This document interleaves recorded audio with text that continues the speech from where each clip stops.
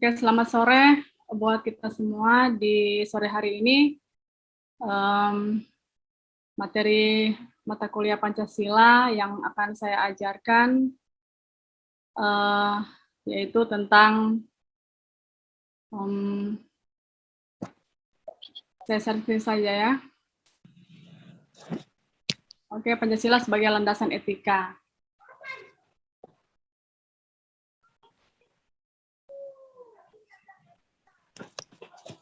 Nah, dari sekalian, untuk materi ini sebelumnya sudah saya sampaikan bahwa etika merupakan suatu pemikiran kritis dan mendasar tentang ajaran-ajaran dan pandangan-pandangan moral. Kemudian etika ini sebelumnya saya ajarkan bahwa etika bersifat absolut ya, sedangkan etiket tidak seperti etika ya. Kemudian di sini etika adalah ilmu yang membahas tentang bagaimana dan mengapa kita mengikuti suatu ajaran tertentu, atau bagaimana kita bersikap dan bertanggung jawab dengan berbagai ajaran moral. Ya. Nah, dengan dasar pemikiran tersebut, maka etika ya sangat diperlukan dalam kehidupan kita sehari-hari. Nah, mengapa Pancasila menjadi landasan etika? Ya, ini menjadi satu pertanyaan ya, pertanyaan dalam diri kita, mengapa Pancasila menjadi landasan etika. Nah, itu dikarenakan sila-sila pada Pancasila digunakan untuk mengatur perilaku kehidupan bermasyarakat, bernegara, ya, dan berbangsa di Indonesia. Nah, oleh karena itu dalam etika, ya, etika berpancasila terkandung nilai-nilai yang pertama yaitu nilai ketuhanan, kemudian nilai kemanusiaan, ya, kemudian nilai persatuan, ya, nilai kerakyatan, nilai keadilan, ya. Jadi ada 5 nilai di sini yang terkandung. Kita masuk pada sila pertama, sila ke-1, ya. Nah, pada sila ke-1, ya, sila pertama, suatu perbuatan ya dikatakan baik apabila tidak bertentangan dengan nilai, kaidah, dan hukum Tuhan. Contohnya, kita percaya kepada Tuhan Yang Maha Esa sesuai dengan agama serta kepercayaan kita masing-masing ya. Kemudian contoh kedua adalah menghormati dan kita bekerjasama antar pemeluk agama dan para penganut kepercayaan walaupun kita berbeda-beda ya. Nah, pada sila kedua, suatu perbuatan dikatakan baik apabila sesuai dengan nilai-nilai kemanusiaan. Contohnya, mengakui persamaan derajat, hak, serta kewajiban antar sesama manusia. Yang kedua adalah saling mencintai, menghargai, dan menghormati sesama manusia. Nah, kemudian pada sila ketiga, suatu perbuatan dikatakan baik apabila dapat memperkuat nilai persatuan dan kesatuan. Nah, contohnya adalah rela berkorban demi kepentingan bangsa, ya, di atas kepentingan pribadi tentunya. Kemudian yang kedua, cinta tanah air dan bangsa atau negara. Dan ketiga adalah bangga sebagai persatuan bangsa Indonesia dan bertanah air di Indonesia. Kemudian sila keempat, ya, perbuatan belum tentu baik apabila disetujui atau bermanfaat untuk orang banyak. Namun perbuatan itu baik jika atas dasar musyawarah yang didasarkan pada konsep hikmat dan kebijaksanaan. Contohnya di sini adalah dalam sebuah diskusi ya, kita melakukan musyawarah untuk memperoleh suatu keputusan bersama, ya. Kemudian keputusan akhir dalam musyawarah ya harus disetujui oleh semua pihak. Karena apa? Karena didasarkan atas kesepakatan atau persetujuan bersama. Ya, berarti kita sudah menjunjung nilai keempat. Kemudian di sila kelima, nilai keadilan pada sila kelima diarahkan pada konteks sosial. Ya, konteks sosial di sini suatu perbuatan dikatakan baik apabila sesuai dengan prinsip keadilan masyarakat. Contohnya, mengedepankan sikap adil antara semua orang, ya, kemudian melaksanakan kewajiban dan menghormati hak orang lain. Bagaimana kita sebagai warga negara Indonesia yang baik, ya, bisa mengaplikasikan Pancasila ini? Nah, Pancasila sebagai etika bernegara tentunya memiliki macam-macam fungsi dan kedudukan, antara lain sebagai dasar negara, kemudian pandangan hidup bangsa, ideologi negara, jiwa, dan kepribadian bangsa.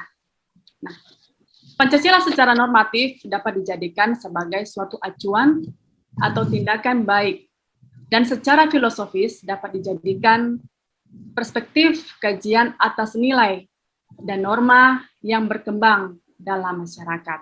Ya. Kemudian dalam Pancasila ini ada unsur-unsur, ya. Unsur-unsur Pancasila terdapat di dalam berbagai agama, kepercayaan, adat istiadat, dan kebudayaan. Nah, kenapa demikian? Nah, karena di dalam agama, kepercayaan, ada istiadat dan kebudayaan tersebut berkembang nilai-nilai, yaitu nilai moral. Sehingga Pancasila mengandung nilai moral di dalam dirinya, ya. Nah, nilai bisa didefinisikan sebagai ukuran, patokan, anggapan, keyakinan yang ada di dalam masyarakat, ya. Nah, nilai ini digunakan sebagai patokan seseorang berperilaku dalam masyarakat dan memberi arah bagi tindakan seseorang. Nilai dianut oleh banyak orang dalam suatu masyarakat mengenai sesuatu yang benar, pantas, luhur, dan baik untuk dilakukan. Ya. Kemudian apa sih fungsi nilai, ya, dalam tatanan Pancasila? Ya. Nah, fungsi nilai ini yang pertama adalah nilai sebagai pembentuk cara berpikir dan berperilaku yang ideal dalam masyarakat. Kemudian nilai dapat menciptakan semangat pada manusia untuk mencapai sesuatu yang diinginkannya. Kemudian nilai dapat digunakan sebagai alat pengawas perilaku seorang dalam masyarakat. Keempat, nilai dapat mendorong, menuntun, dan menekan orang untuk berbuat baik. Terakhir adalah nilai dapat berfungsi sebagai alat solidaritas di antara anggota masyarakat. Nah, kemudian nilai-nilai ini, ya, nilai Pancasila ini ternyata memiliki makna, ya. Masing-masing pada sila itu mempunyai makna, ya. Kita lihat yang pertama, nilai ketuhanannya, ya. Di sini nilai ketuhanan yang Maha Esa mengandung arti adanya pengakuan dan keyakinan bangsa terhadap adanya Tuhan pencipta dan semesta. Kemudian dengan nilai ini menyatakan bangsa Indonesia merupakan bangsa yang religius, bukan bangsa ateis, ya. Nah, nilai ketuhanan juga memiliki arti adanya pengakuan akan kebebasan memeluk agama, menghormati kemerdekaan beragama, tidak ada paksaan, serta tidak berlaku diskriminatif antar umat beragama, ya. Nah, itu nilai ketuhanan, ya. Kemudian yang kedua adalah nilai kemanusiaan. Nilai kemanusiaan, ya, yang adil dan beradab memiliki arti kesadaran, sikap dan perilaku sesuai dengan nilai moral dalam hidup bersama atas dasar tuntutan hati nurani dengan memperlakukan sesuatu hal sebagaimana mestinya, ya. Kemudian makna nilai persatuan, ya. Di sini nilai persatuan Indonesia mengandung makna usaha ke arah bersatu dalam kebulatan rakyat untuk membina rasa nasionalisme dalam negara kesatuan Republik Indonesia. Nah, persatuan Indonesia sekaligus mengakui dan menghargai sepenuhnya terhadap keanekaragaman yang dimiliki bangsa Indonesia. Nah, keempat, nilai kerakyatan.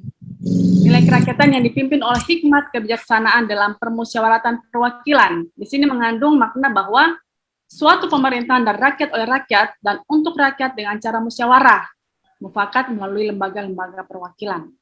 Dan terakhir, ya, pada nilai keadilan, kita lihat bahwa nilai keadilan sosial bagi seluruh rakyat Indonesia mengandung makna sebagai dasar sekaligus tujuan yaitu tercapainya masyarakat Indonesia yang adil dan makmur secara lahiriah atau batiniah, ya.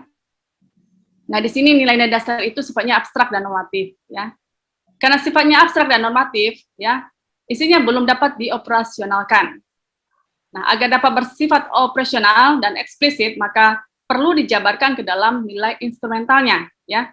Contoh nilai instrumental tersebut adalah Undang-Undang Dasar 1945 dan peraturan perundang-undangan lainnya.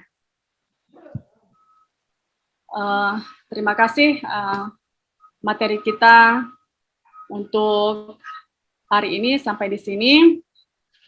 Mungkin ada pertanyaan, ya, 1 atau 2 pertanyaan dari adik-adik mahasiswa dengan materi yang sudah saya sampaikan tadi.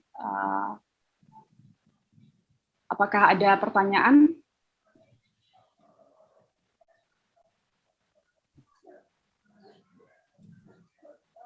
Silakan bertanya bagi yang ingin bertanya sesuai dengan tema atau materi yang sudah saya sampaikan tadi.